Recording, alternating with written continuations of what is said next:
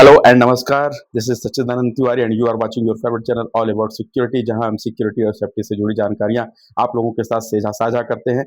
और साझा करने में हमें भी बहुत अच्छी अनुभूति होती है, और साथ ही साथ मुझे ऐसा लगता है कि मेरी इस जानकारी को साझा करने से मेरा नॉलेज भी इन्हांस होता है, और साथ ही साथ हमारे जो चैनल को देखने वाले दर्शक हैं उनका भी नॉलेज इन्हांस होता है।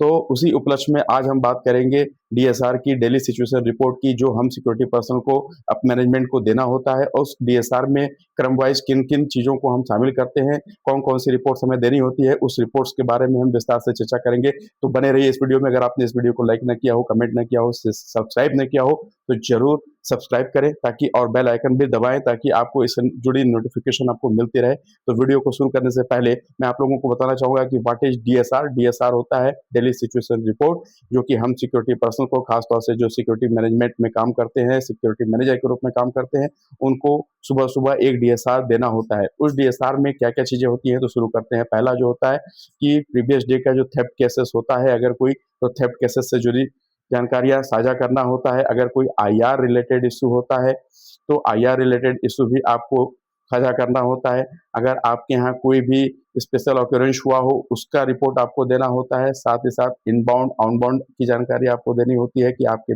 प्लांट में कितना इनबाउंड हुआ है, कितना आउटबाउंड हुआ है, कितने आपके गेट पास बने हैं, कितने आरजीपी, कितने कितने एनआरजीपी बनी।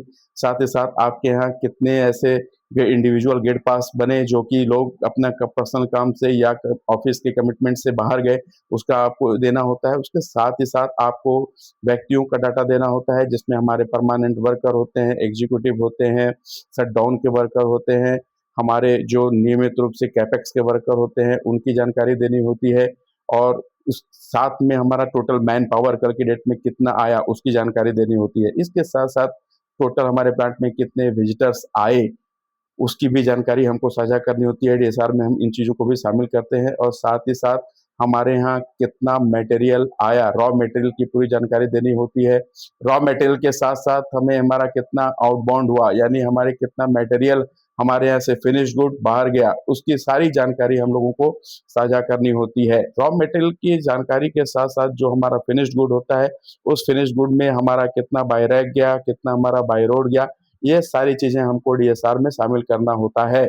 और इस डीएसआर में हमको साथ ही साथ एक और चीजें जो देनी होती हैं, वह बहुत ज्यादा जरूरी होती है, साझा करनी होती है। जिसमें कुछ चीजें ऐसी होती हैं जो हम लोगों के लिए जानना बहुत ही ज्यादा जरूरी है। इनबाउंड आउटबाउंड की जानकारियों के साथ साथ हमें यह भी साझा करना होता है कि हमें कितनी गाड़ियां ऐसी हैं जो कि पेंडिंग गेट पास होते हैं, वो पेंडिंग गेट पास की जानकारी हमें देनी होती है। अगर कोई एनआरजीपी बनी और वो नहीं गई, तो उसके बारे में हमें कंसर्न डिपार्टमेंट को मेल करना होता है कि आपका एनआरजीपी क्लोज नहीं हुआ। इन सारी चीज़ों की रिपोर्ट हमें डीएसआर में देना होता है। इस डीएसआर के साथ साथ सिक्योरिटी डिप्लॉयमेंट की जानकारी देनी होती है कि प्रीवियस डे में हमारे यहाँ, हमारे मैनेजर में टोटल कितने ड्यूटी पोस्ट थे, कितने ड्यूटी पोस्ट के अकॉर्डिंग हमारे रैंक वाइज कितना कल के डेट में हमारा डिप्लॉयमेंट हुआ। अगर डिप्लॉयमेंट में कहीं शॉर्टेज था तो वो शॉर्टेज कैसे फुलफिल हुआ, उस शॉर्टेज को फुलफिल करने के लिए हम सिक्योरिटी एजेंसी और सिक्योरिटी के जो हमारे एएसओज हैं, उनसे डिस्कशन करते हैं कि हमें ये जो शॉर्टफॉल है वो बिल्कुल भी मंजूर नहीं है। तो ड्यूटी डिप्लॉयमेंट का भी हमको एक रिपोर्ट देना होता है। साथ ही साथ हमें फायर टीम की पूरी जानकारी उस रिपोर्ट में देनी होती है। फायर टेंडर ड्राइवर हमारे कितने आए, फायर टेंडर का जो रेगुलर मेंटेनेंस होता है उसकी जानकारी देनी होती है। फायर एक्सटिंग्विशर, फायर इक्विपमेंट की रख रखाव की पूरी जानकारी उसमें समाहित होती है, कंसोलिडेटेड होता है। उसके साथ ही अगर हम बात करें तो इनबाउंड आउटबाउंड के अलावा जो सबसे बड़ी, जो हमारे अगर हम बात करें तो जो सबसे जरूरी चीज होती है हमारे डीएसआर में, वो होती है कि अगर कहीं प्रॉपर्टी डैमेज हुई तो प्रॉपर्टी डैमेज की पूरी जानकारी हमको देनी होती है कि ये इतनी प्रॉपर्टी डैमेज हुई। साथ ही साथ अगर आपके यहाँ हाउसिंग है तो हाउसिंग की जानकारी देनी होती है कि अगर आपके हाउसिंग में कितने ऐसे क्वार्टर्स हैं जो अभी वैकेंट हैं। अगर वैकेंट हैं तो उसका रख रखाव की पूरी जानकारी आपको देनी होती है। साथ ही साथ आपके मेडिकल केसेस कितने हुए, अगर मेडिकल केसेस हुए हैं तो उसकी सीवियरिटी क्या है, उसकी जानकारी। कवच ऑब्जर्वेशन का आपको रिपोर्ट देना होता है, जिसमें टोटल कितना number of near miss report हुआ, कितना बीबीएस बिहेवियर बेस्ड ऑब्जर्वेशन जो हमारा रिपोर्ट हुआ।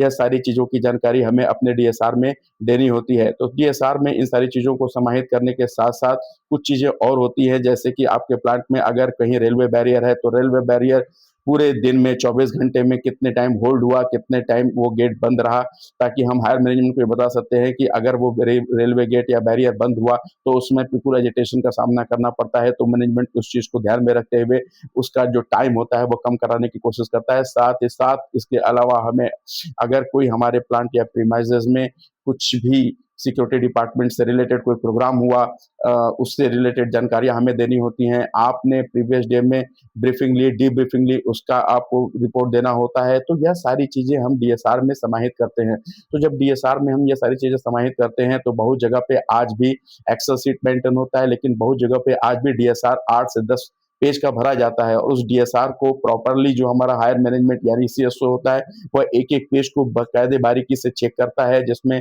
वह सारी चीज़ों की जानकारी चेक करता है, जैसे सीसीटीवी वर्किंग है या नहीं है, कितने हमारे सीसीटीवी फंक्शनल हैं, कितने हमारे सीसीटीवी नॉन परफॉर्मिंग में हैं। उसके साथ ही साथ हमें यह आइडिया हो जाता है कि हमारा सबसे ज़रूरी चीज़ है, अगर सीसीटीवी और सीसीटीवी वर्किंग नहीं कर रहा है तो हमें सीसीटीवी को बनवाना हमारी टॉप प्रायोरिटी होती है। उसके साथ ही साथ अगर हमने कोई स्टेक होल्डर के साथ में मीटिंग करी, मीटिंग का एजेंडा क्या था, डिस्कशन क्या था, एमओएम बनाना होता है, मीटिंग ऑफ जो हम उसके साथ मीटिंग करते हैं, स्टेक होल्डर्स के साथ मीटिंग करते हैं, तो मिनट्स ऑफ मीटिंग भी हमें बना के शेयर करना होता है। तो यह सारी चीज़ें हम डीएसआर में समाहित करते हैं। साथ ही साथ अगर हमारे यहाँ सॉलिड वेस्ट या एएफआर की गाड़ी, रॉ मटेरियल की गाड़ी आती है, तो उसका भी बाइफरकेशन करके हमें देना होता है। अगर हमारे यहाँ कोई गाड़ी ज़्यादा देर तक होल्ड है ड्यू टू अनलोड, अंदर आया लेकिन अनलोड नहीं हो पाया, कई बार हमारे अनलोड करने के टाइम पे हमारा स्टोर में जगह नहीं है या अनलोडिंग पॉइंट पे हमारे पास जगह नहीं है, तो कितनी देर गाड़ियां होल्ड हुई, इन सारी चीज़ों की जानकारी हमें डीएसआर में देनी होती है। मटेरियल से याद रखिए, खास तौर से मटेरियल से रिलेटेड जानकारियां हमको देनी होती है, डिप्लॉयमेंट से रिलेटेड जानकारियां देनी होती है, फायर से रिलेटेड जानकारियां देनी होती है, अगर कोई व्यक्ति सीवियर हुआ हाउसिंग में, उसकी जानकारी देनी होती है, मेडिकल केसेस के बारे में जानकारी देनी होती है। तो यह सारी जानकारी जब हम अपने टॉप मैनेजमेंट को देते हैं तो यह डीएसआर का डेली का हमारा हिस्सा बन जाता है, और इस डीएसआर को हम सिक्योरिटी प्रोफेशनल रोज देते हैं, रोज बनाते हैं, जिससे वो सारी चीज़ें हमें रिकॉल रहती है। तो उम्मीद करता हूँ कि आपके यहाँ भी डीएसआर में जो मैंने चीज़ें बताई हैं वह सारी चीज़ें समाहित होती होंगी, और आप लोग भी वह सारी रिपोर्ट देते होंगे जो मैंने इस वीडियो में बताया। अगर आप नहीं देते होंगे तो इस जितने भी रिपोर्ट्स हैं उन रिपोर्ट्स को कंसोलिडेट करके अगर आप रिपोर्ट्स देते हैं तो निश्चित रूप से प्रशासन की तरफ से, आपके प्रशासन की तरफ से आपको उसके लिए प्रशंसा मिलेगी।